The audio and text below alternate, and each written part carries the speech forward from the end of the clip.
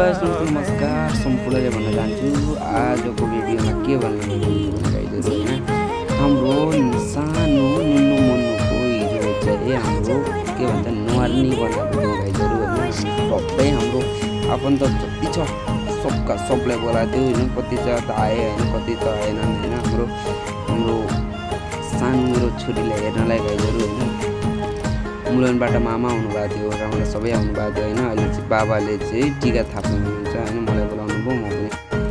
मलाई बोलाएर म पनि गइहाले गाइजहरु हैन म पनि गइसकेपछि पहिला चाहिँ आफ्नो बुहारीले लगाइदिन्छु भनेर आफ्नो बुहारीले लगाएर राख्नु भएको छ हैन टीका सिका झ्यामझ्याम लगाएर उसलाई पनि आशीर्वाद दिएर अनि मलाई पनि झ्यामझ्याम लगाइदिन्छु भनेर टक्क लगाएर हामीले बाबाले र मैले चाहिँ टक्क आशीर्वाद मैले त पाएर गाइजहरु अनि आफ्नो के भन्छ उहाँ चाहिँ अब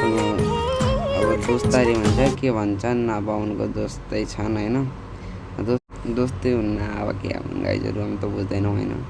तर यो मेरो चाहिँ ससुरो पढ्नु हुँदा हैन बुवा बाउको चाहिँ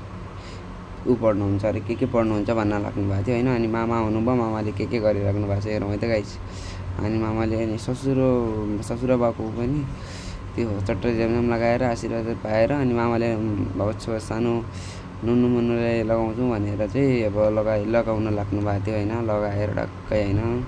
आशीर्वाद पाएर सानो मेरो बाबुको हैन मेरो छोरी चाहिँ यस्तो क्यूट छ गाइजहरु हैन अब चाहिँ मलाई पनि आशीर्वाद दिन लाग्नु भएको छ मैले पनि झ्यामझ्याम टीका सिका लगाएर गाइजहरु हैन मामाको आशीर्वाद पाउनु भनेर मामा त उठेर गइहाल्नु भयो आशीर्वाद दिनुभयो कि नै मलाई त